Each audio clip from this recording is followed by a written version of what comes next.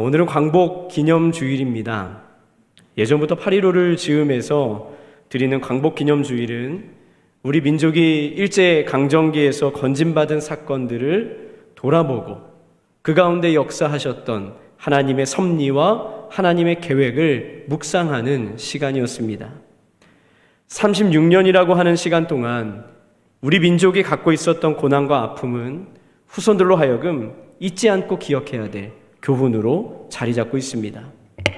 더욱이 성경 역사 속에 이스라엘 백성들이 경험하였던 출애굽의 여정과 너무나 비슷하기에 우리로 하여금 감사의 마음과 감사의 고백이 끊이지 않는 것이 바로 광복 기념주일입니다. 36년의 고난 속에 있던 우리 민족은 한편에서는 하나님을 믿는 믿음의 사람들의 끊임없는 민족을 위한 구국기도와 또 다른 면으로 정치와 외교와 문화 등의 독립운동의 방법들에 의해서 암울한 역사를 바꾸어 가려고 노력한 모습을 우리는 기억해야 됩니다.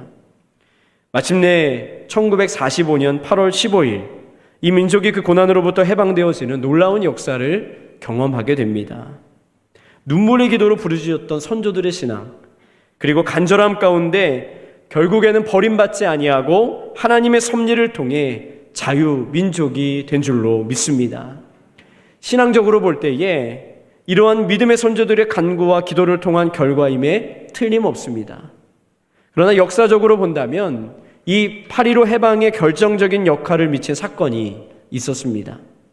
1945년 8월 6일 오전 8시 15분에 히로시마에 원자폭탄이 떨어지게 됩니다. 또 1945년 8월 9일 오전 11시 2분에 나가사키 지역에 원폭이 투하되죠. 아이러니하게도 원자폭탄이 떨어진 결과는 해방에 큰 영향을 미쳤지만 이 폭탄은 상상을 초월하는 상처와 결과를 만들어냈습니다. 다른 피해는 접어두더라도 원자폭탄을 떨어뜨리고 초기 2개월에서 4개월 동안 집계된 사망자 수가 히로시마에서는 9만 명에서 16만 6천 명, 나가사키에서는 6만 명에서 8만 명 정도가 사망했다고 합니다. 그 중에 각 도시 사망자의 절반은 원자폭탄을 떨어뜨린 그 당일에 집계된 사망자라고 하죠. 정치적인 문제, 외교적인 문제를 떠나서 일본 지도자들의 야욕과 안일함, 그리고 고집 때문에 많은 사람들이 죽임을 당했다라는 것을 경험하게 되었습니다. 역사적인 자료를 살펴보면 사실 그들 중에는 하늘의 소리를 들었더라면 살아남을 수 있는 사람들도 있었습니다. 여기서의 하늘의 소리는 하나님이 말씀하시는 하나님의 소리가 아니라 미국이 원자폭탄을 계획하면서부터 히로시마 상공에 전단지를 뿌렸다고 합니다.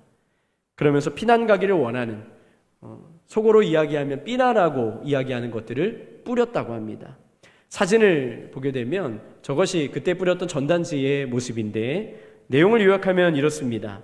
일본 국민에게 고함. 당신은 자신이나 부모, 형제, 친구의 목숨을 구하고 싶다고 생각하지 않습니까? 살고 싶다면 이 전단지를 주의 깊게 읽으십시오. 며칠 안에 뒷면의 도시의 전부 또는 몇몇의 도시에 있는 군사시설에 미 공군이 폭격합니다. 이 도시에는 군사시설과 군수품을 생산하는 공장이 있습니다. 군부가 이 승산 없는 전쟁을 계속하기 위해 사용할 무기를 미 공군은 모두 파괴합니다. 그러나 폭탄에는 눈이 없기 때문에 어디에 떨어질지 모릅니다. 아시는 바와 같이 인도주의인 미국은 무고한 사람들을 다치게 하고 싶지는 않습니다. 그래서 뒷면에 써있는 도시에서 멀리 떠나주시기 바랍니다. 이 전단지가 온 일본 영역에 뿌려졌다고 합니다. 그러나 그것을 가볍게 여겼던 사람들, 자신만의 신념을 고집했던 지도자들, 그들은 한순간에 참혹한 현장에서 죽음을 맞이했습니다.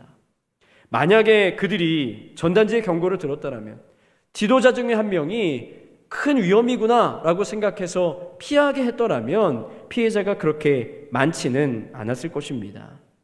여러분, 오늘은 우리가 들어야 될 소리에 대해서, 우리가 어떤 소리를 들어야 되는가에 대해서 묵상해 보고자 합니다. 아버지 다윗의 뒤를 이어서 솔로몬이 왕의 자리에 오르죠. 그 당시 예루살렘에는 하나님 앞에 예배를 드리는 성전이 완성되지 않았습니다. 그래서 기브온이라고 명명된 산당에서 예배를 드립니다. 그의 아버지 다윗의 마음에 들었던 이 솔로몬의 모습은 하나님을 향한 사랑이 대단했다라고 평가할 수 있습니다. 오늘 성경 열왕기상 3장 3절 말씀을 우리 함께 읽어보겠습니다. 시작. 솔로몬이 여호와를 사랑하고 그의 아버지 다윗의 법도를 행하였으나 산당에서 제사하며 분향하더라. 성경은 솔로몬의 영적 생활을 설명할 때에 가장 먼저 이렇게 수식어를 붙입니다. 여호와를 사랑하였다. 여러분, 저와 여러분 또한 여호와를 사랑하였다라고 하는 수식어가 붙게 되기를 간절히 소망합니다. 뿐만 아니라 그의 아버지 다윗이 하나님의 말씀대로 살았었던 그 흔적을 그 아들 솔로몬에게도 동일하게 가지고 있었다라고 소개하고 있습니다.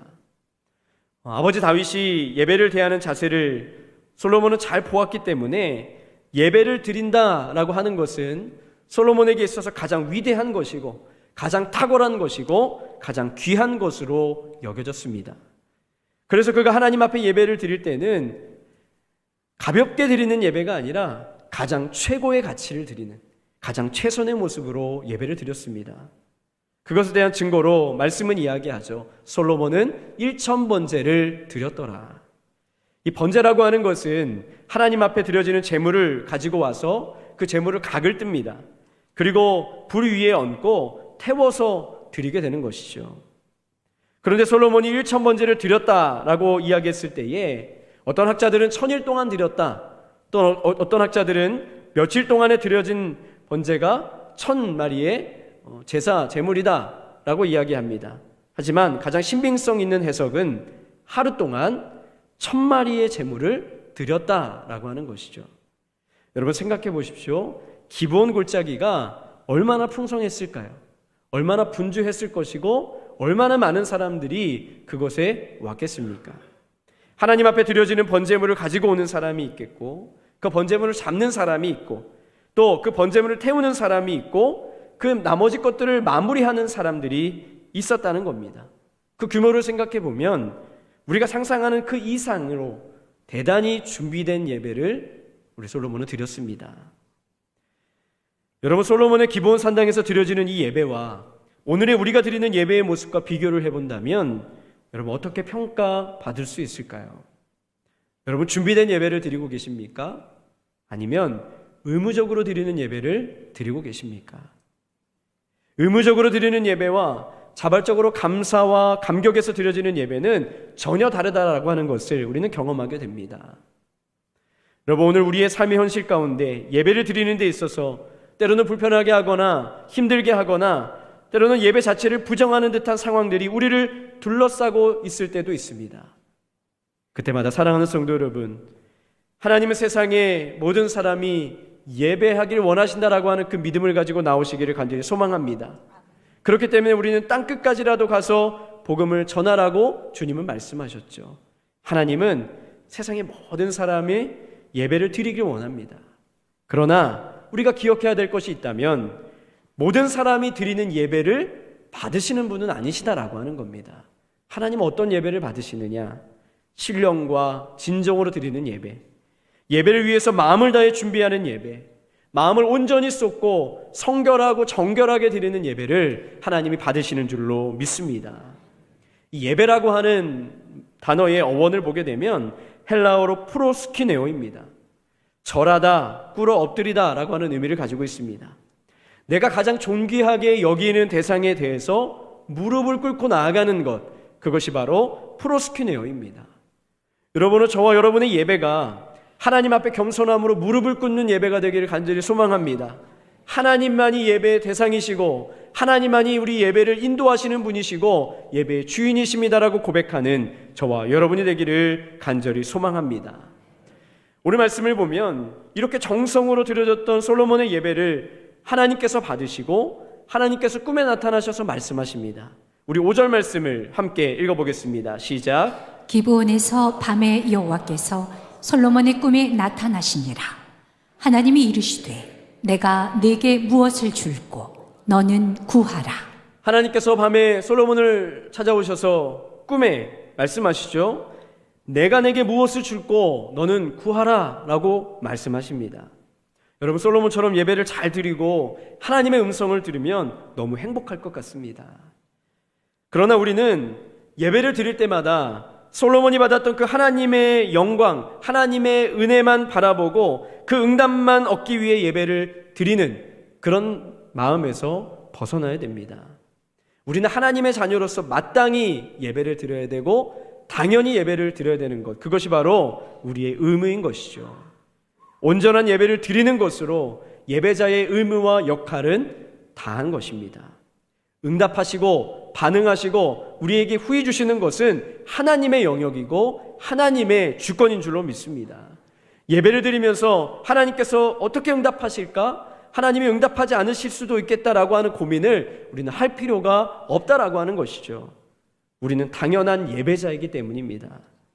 분명히 기억해야 될 것은 예배를 드렸기 때문에 하나님께서 무엇인가 풍성한 것을 허락하신다라고 하는 결과론적인 것에 관심을 두어서는 안 된다는 것입니다. 하나님을 인정하고 하나님 앞에 서 있는 그 자체로 하나님은 기뻐하신다는 사실을 기억하시기를 간절히 축복합니다. 더 나아가서 이렇게 하나님 앞에 있는 우리가 하나님께 온전한 예배를 드린다면 하나님은 기뻐하시고 감격하실 줄로 믿습니다. 오늘 솔로몬이 정성을 다한 예배를 드렸더니 하나님께서 솔로몬의 예배를 받으십니다. 그러면서 내가 내게 무엇을 줄꼬라고 말씀하시죠. 여러분, 우리에게도 이러한 상황이 주어지게 될 때에 여러분 어떤 대답을 하시겠습니까? 저는 설교를 준비하면서 이 하나님의 물음을 계속해서 묵상해 보았습니다. 내가 내게 무엇을 줄꼬? 많은 것들이 생각나더라고요. 삶에 필요한 것들, 우리 자녀들의 문제들, 이런 것들이 생각나더라고요. 그러나 솔로몬은 달랐습니다. 하나님께서 솔로몬에게 구하라 라고 말씀하셨을 때에 솔로몬은 두 가지의 모습으로 나아가게 됩니다. 우리 6절 말씀을 읽어보겠습니다. 시작. 솔로몬이 이르되 주의 종 내 아버지 다윗이 성실과 공의와 정직한 마음으로 주와 함께 주 앞에서 행함으로 주께서 그에게 큰 은혜를 베푸셨고 주께서 또 그를 위하여 이 큰 은혜를 항상 주사 오늘과 같이 그의 자리에 앉을 아들을 그에게 주셨나이다. 아멘. 하나님이 말씀하실 때 솔로몬은 이거 주세요라고 이야기하지 않았습니다. 가장 먼저 무엇을 이야기했냐면 그의 아버지 다윗이 하나님 앞에서 행했던 예배자의 모습을 이야기하면서 겸손하고 연약한 자신을 고백하고 드리고 있다라고 하는 것이죠. 여러분, 예배에 포함되어지는 한 가지 조건이 있다면 경외함입니다. 이 경외함이라고 하는 단어는 상대방을 공경하고 두려워하며 섬기는 것을 의미합니다. 우리가 지난 몇 달간 살펴보았듯이 솔로몬의 아버지 다윗은 하나님에 대한 경외함을 가지고 있던 사람이었습니다. 사무엘상 4장 이후에 보면 엘리 제사장 때에 블레셋 사람들에게 법궤를 빼앗기게 되죠. 법궤가 돌고 돌아서 아비나답의 집에 20년 동안 방치되게 됩니다. 다윗의 전왕이었던 사울은 한 번도 하나님의 권위와 능력을 상징했던 그 법궤를 기억한 적이 없었습니다. 다시 말하면 사울 왕은 예배에 대한 생각 작은 것조차 없었다라고 하는 것이죠. 예배가 없었다라고 하는 것은 하나님을 경외하지 않았다라는 뜻입니다.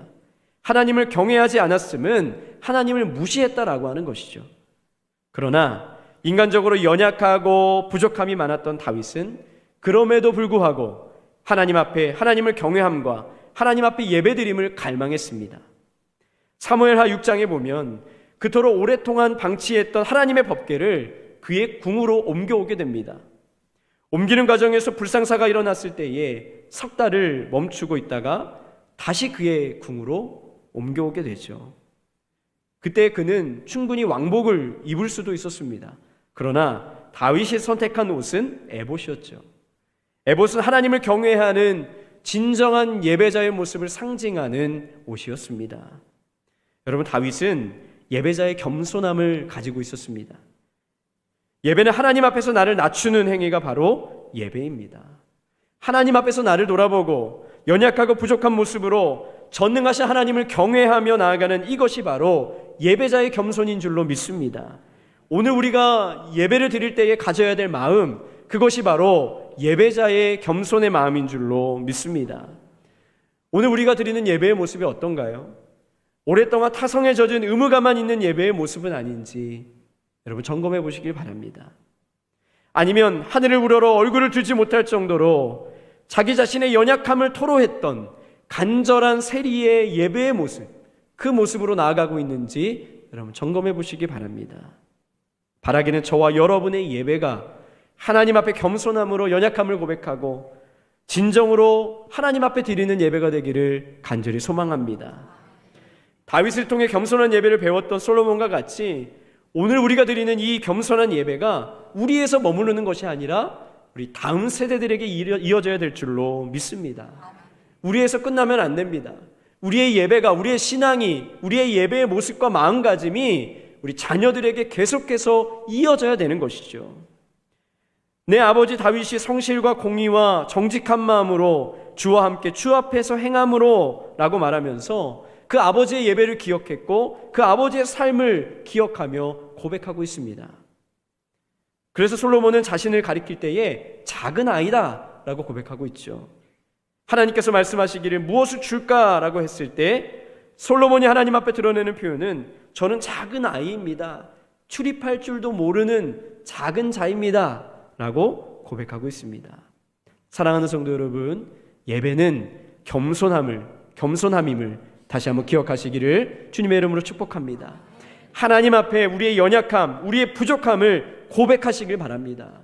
전능하신 하나님께로 나아가는 아름다운 예배의 자리에서 하나님을 더욱더 사랑하는 하나님의 사람들 되시기를 주님의 이름으로 축복합니다. 무엇을 줄까 하는 하나님의 물음 앞에 솔로몬은 두 번째로 이야기합니다. 하나님, 듣는 마음을 주십시오. 최근에 대낮에 무작위로 무차별적인 폭력과 살인 행위들이 발생했습니다. 걱정이 많아졌습니다. 길을 갈 때에 어떻게 걸어가야 될까? 어떻게 조심해야 될까? 두리번거리면서 경계하면서 나아가게 되죠. 사람들 속에 자리 잡고 있는 이 두려움이 전도에 부정적인 영향을 끼칠 것 같아서 걱정이 되기도 합니다. 그동안 치안 강국이라고 불렸던 한국에서는 경험하지 못한 사건들이 계속해서 일어나고 있죠. 도대체 이러한 상황들이 어디서부터 비롯된 것일까? 많은 사람들이 이야기하죠. 그동안의 코로나로 인해서 관계가 단절되고 또 사회성이 결여가 되고 사회 부적응 등으로 혼자가 된 사람들이 만들어낸 범죄가 아닌가라고 이야기하고 있습니다. 자신만의 세계에 갇혀서 자신만의 삶에 갇혀서 지내는 사람은 상대방의 소리를 듣지 못하고 상대방을 배려하지 못합니다. 그저 자기 소리만 들을 뿐이죠. 사회가 불만이고 이웃이 불편스럽고 사람들이 다 적들처럼 보이고 다가오는 공격의 대상으로 보이게 되는 것입니다. 그래서 벌건 대낮에 전혀 관계없는 애매한 사람들만 죽임을 당하는 참 슬픈 사회를 우리가 살고 있습니다. 어디서부터 어떻게 해결해야 될지, 어떤 방법을 써야 될지 우리는 알지 못하죠. 그러나 놀랍게도 이러한 두려운 시대의 안타까운 문제들을 해결할 수 있는 방법을 오늘 솔로몬이 우리에게 말씀해 주고 있습니다. 우리 9절 말씀을 다 함께 읽어보겠습니다. 시작. 누가 주의 이 많은 백성을 재판할 수 있사오리까? 드는 마음을 종에게 주사 주의 백성을 재판하여 선악을 분별하게 하옵소서. 아멘. 솔로몬이 무엇을 이야기하죠? 하나님, 듣는 마음을 주시옵소서라고 이야기합니다. 이 듣는 마음이라고 하는 단어는 개역 한글 버전에서는 지혜라고 번역되어 있습니다. 그러나 개역개정으로 오면서 하나님의 음성을 듣는 것으로 번역이 되었죠. 여러분, 우리 또한 솔로몬처럼 하나님의 음성을 듣게 해달라고 간구하는 저와 여러분 되시기를 주님의 이름으로 축복합니다. 솔로몬은 하나님 앞에서 그의 처한 상황들을 이렇게 소개합니다. 열왕기상 3장 7절에서 9절의 중간 말씀을 보게 되면 종은 작은 아이라 출입할 줄 알지 못하고 주께서 택하신 백성 가운데 있나이다. 그들은 큰 백성이라 수요가 많아서 셀 수도 없고 기록할 수도 없사오니 누가 주의 이 많은 백성을 재판할 수 있사오리까? 그는 하나님께 이 상황을 고백하고 있죠. 사람들이 너무나 많다 보니까 이 얘기 저 얘기 나에게 다가오는 이야기들이 너무나 벅차다라고 하는 겁니다. 나는 너무나 작은 사람인데 감당할 수 없습니다, 하나님이라고 고백하면서 이런 모양으로는 백성을 재판하는 것이 불가능합니다 라는 결론을 내리죠. 그리고선 이야기합니다. 하나님, 듣는 마음을 주시옵소서. 여러분, 지금 우리의 삶을 돌아보면 많은 지식들이 넘쳐나고 있습니다. 많은 지식은 사람이 만들어낼 수 있지만 여러분, 지혜와 지식의 근본은 여호와 하나님으로부터 나오는 줄로 믿습니다. 지식이 지금의 때보다 더 대단했던 시대가 있었을까요? 현재가 가지고 있는 초과학주의가 존재하던 시대가 이전에 있었습니까? 아닙니다. 지식의 시대를 살고 있고 초과학주의를 살고 있습니다. 뛰어난 지식과 정보와 과학 가운데 살고 있다면 사람들은 더 잘 살아야 되고 더 행복해야 되고 더 여유로워져야 되죠. 과학적인 성과로 인해서 더 풍족한 삶을 살아야 되고 행복이 넘치고 기쁨이 넘쳐야 됩니다. 그러나 지금 우리의 시대는 여전히 두렵고 여전히 혼란스럽고 여전히 편하게 다닐 수가 없다라고 하는 겁니다. 이유가 무엇일까요? 바로 하늘의 소리를 듣지 못해서 그렇습니다. 하나님의 음성을 듣지 못하는 인간들만의 소리가 있는 마치 신할 평지와 같은 상황이기에 그렇습니다. 신할 평지에 사람들이 바벨탑을 만들죠. 그 속에서 살다 보니까 하늘의 소리는 없고 사람들의 소리만 난무하고 있습니다. 사사기 시대에도 각기 자기의 소견에 옳은 대로 행하다 보니까 다른 소리가 들려지지 않는 겁니다. 우리 주님은 마태복음 15장 11절에 이렇게 말씀하십니다. 함께 읽습니다. 입으로 들어가는 것이 사람을 더럽게 하는 것이 아니라 입에서 나오는 그것이 사람을 더럽게 하는 것이니라. 아멘. 또 18절에서 20절에 이렇게 이야기합니다. 입에서 나오는 것들은 마음에서 나오나니 이것이야말로 사람을 더럽게 하느니라. 마음에서 나오는 것은 악한 생각과 살인과 간음과 음란과 도둑질과 거짓 증언과 비방이니 이런 것들이 사람을 더럽게 하는 것이요 라고 말씀하고 있습니다. 하늘의 소리는 듣지 못하고 사람의 소리만 난무하게 혼란스럽게 들려오니까 죄악이 끊이지 아니하고 범죄가 끊이지 않는 세상을 우리는 살고 있다라고 하는 겁니다. 여러분, 유튜브만 키더라도 그동안 알지 못했던 수많은 지식과 정보들이 우리에게 쏟아져 들어옵니다. 알고리즘 때문에 점점 더 그 지식과 정보에 다가가도록 설계했죠. 그 정보를 듣고 마치 세상의 지식을 다 얻은 것처럼 여기면서 내가 진리를 배웠어, 우리는 잘못 알고 있고 이 말이 진짜야 라고 하는 자신감 섞인 검증되지 않는 말들이 난무합니다. 의학적 지식이 없는 사람들도 유튜브를 보고 의학적 지식을 자랑하고 알지 못했던 것을 알고 있다라고 자랑하고 있죠. 기독교 콘텐츠들도 마찬가지입니다. 똑같은 말씀의 주제로 교회에서 설교를 들었고 똑같은 방향성으로 수없이 설교를 들었지만 유명하신 목사님이 똑같은 이야기를 하면 마치 처음 듣는 것처럼 역시 다르네 라고 평가하는 우리 성도들의 모습도 있습니다. 썸네일에 나온 단어를 보고선 듣고 싶은 말씀만 골라 듣는 요즘 우리의 신앙의 형태도 있습니다. 어떤 분들은 음악을 들으면서 찬양을 들으면서 막 은혜를 받고 있는데 알고 보니까 그 찬양을 틀어주는 그 채널이 이단의 채널, 이단에 가까운 채널을 경험했다고 이야기하시는 분도 듣게 되었습니다.